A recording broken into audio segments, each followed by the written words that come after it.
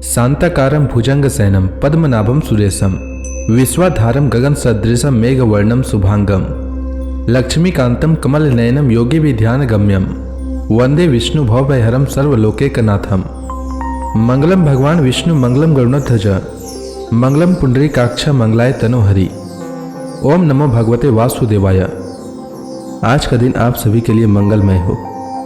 आज मैं अगन मास की कथा का 28वां अध्याय सुनाने वाला हूँ। तो आइए सुनते हैं अगन मास की कथा का 28वां अध्याय। जन्मेंजय ने कहा, भगवान, मैंने आपके श्रीमुख से देवता दानव आदि के अंशों द्वारा अवतरित होने की कथा सुन ली।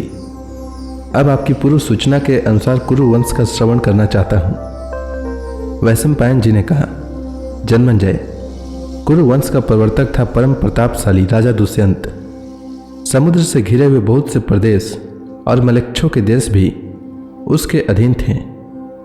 वह अपनी प्रजा का पालन शासन बड़ी योग्यता के साथ करता था। उसके राज्य में वर्ण संकर नहीं थे। खेती और खाने के लिए प्रयत्न नहीं करना पड़ता था। पाप तो कोई करता ही नहीं था। सभी धर्म के प्रेमी थे, इसलिए धर्म और अर्थ दोनों ही स्वतः प्राप्त थे। चोर, भूख अथवा रोग का भय बिल्कुल भी नहीं था। सभी लोग अपने अपने धर्म में संतुष्ट थे और राजाश्रय में निर्भय होकर निष्काम धर्म का पालन करते थे। समय पर वर्षा होती थी, अन्न सरस होते थे और पृथ्वी सब प्रकार के रत्न और पशुधन से परिपूर्ण थी। ब्राह्मण कर्मनिष्ठ थे और छल कपट पाखंड की छाया भी उन्हें नहीं छूती थी। दुष्यंत स्वयं एक बलवान युवक था। उसकी शक्ति इतनी अद्भुत थी कि वह वन उपवन सहित मंद्राचल को उखाड़ कर धारण कर सकता था।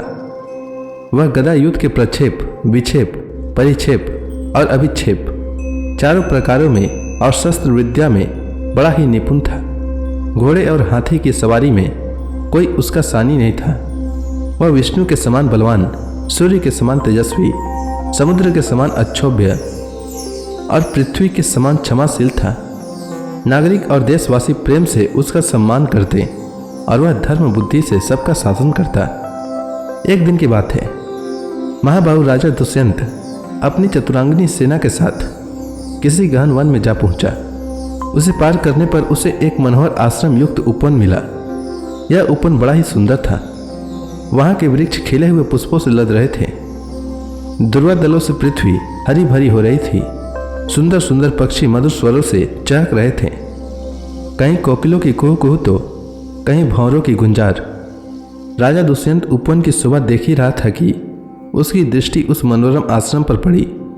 उस आश्रम में स्थान स्थान पर अग्निहोत्र की ज्वालाएं प्रज्वलित हो रही थी।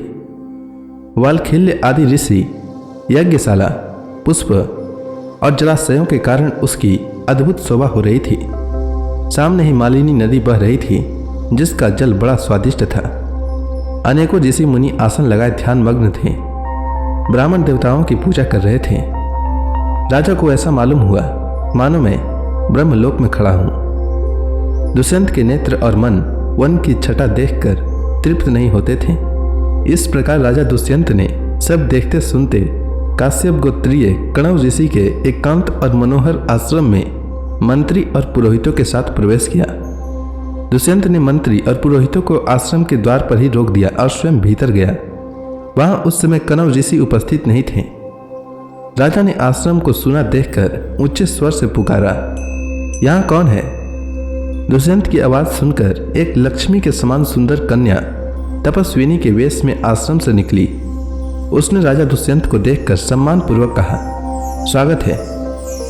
फिर उसने आसन पाद्य और अर्घ्य के द्वारा राजा का आतिथ्य करके उनसे स्वास्थ्य और कुशल के संबंध में प्रश्न किया।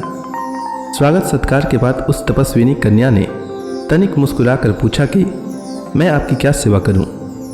राजा दुष्यंत ने सर्वांग सुंदरी एवं मधुर भाषणी कन्या की ओर देखकर कहा, मैं परम भाग्यशाली महर्षि कणव का दर्शन करने के लिए आया हूं।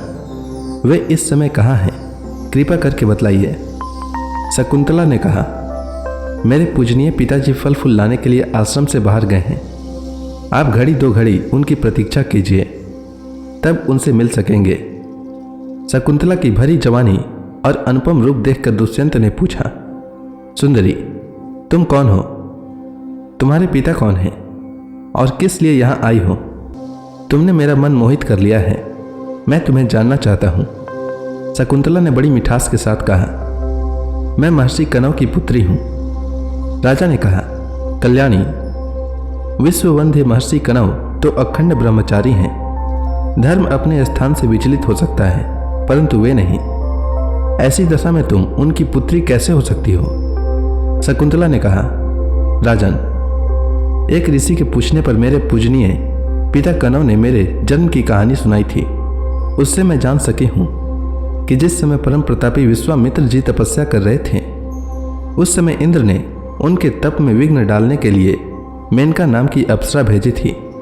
उसी के संयोग से मेरा जन्म हुआ। माता मुझे वन में छोड़कर चली गई। तब शकुंतों ने यानी पक्षियों ने सिंह, व्याघ्र आदि भयानक जंतुओं से मेरी रक्षा की थी, इसलिए मेरा नाम शकुंतला पड़ा। महर्षि कनव ने वहां से उठा लाकर मेरा पालन पोषण किया।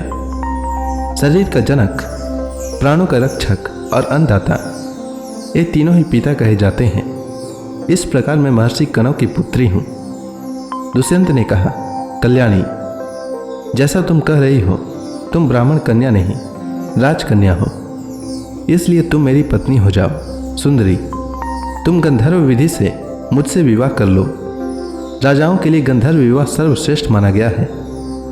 शकुंतला ने कहा, मेरे पिताजी इस समय यहाँ नहीं हैं।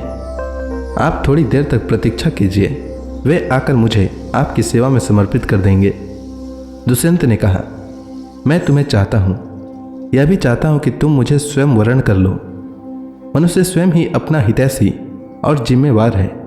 तुम धर्म के अनुसार स्वयं ही मुझे अपना दान करो। शकुंतला ने कहा, राजन, यदि आप इसे ही धर्म पथ समझते हैं और मुझे स्वयं अपने को दान करने का अधिकार है, तो आप मेरी शर्त सुन लीजिए। मैं सच सच कहती हूँ कि आप यह प्रतिज्ञा कर लीजिए, मेरे बाद तुम्हारा ही पुत्र सम्राट होगा और मेरे जीवन काल में ही वह युवराज बन जाएगा, तो मैं आपको स्वीकार कर सकती हूँ। दुष्यंत ने बिना कुछ सोचे विचारे ही प्रतिज्ञा कर ली और गंधर्व विधि से शकुंतला का पानी ग्रहण कर लिया।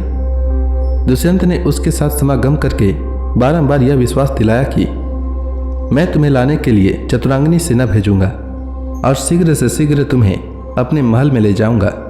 इस प्रकार कह सुनकर दुष्यंत अपनी राजधानी के लिए रवाना हुआ। उसके मन में बड़ी चिंता थी कि महर्षि कनव यह सब सुनकर न जाने क्या करेंगे। थोड़ी देर बाद महर्षि कनव आश्रम पर आ पहुंचे, परंतु शकुंतला लज्जावश उनके पास नहीं गई। त्रिकालदर्शी कनव ने दिव्य दृष्टि से सारी बातें जानकर प्रसन्नता के साथ शकुंतला से कहा, बेटी, तुमने मुझसे बिना पूछे एकांत में जो काम किया है वह धर्म के विरुद्ध नहीं है। क्षत्रियों के लिए गंधर्व विवाह शास्त्र सम्मत है। दुष्यंत एक धर्मात्मा, उदार और श्रेष्ठ पुरुष हैं। उनके संयोग से बड़ा बलवान पुत्र होगा और वह सारी पृथ्वी का राजा होगा। जब वह शत्रुओं पर चढ़ाई करेगा, उसका रथ कहीं भी नहीं रुकेगा। शकुंतला के कहने पर महर्षि कनव ने दुष्यंत को वर दिया कि उसकी बुद्धि धर्म में दृढ़ रहे और राज्य अविचल रहे। तो इसी के साथ यह अध्याय समाप्त हुआ। इसके आगे की कथा में क्या होता है वह मैं कल के अध्याय में सुनाऊंगा। तब तक के लिए भगवान हरि का नाम लेते रहें।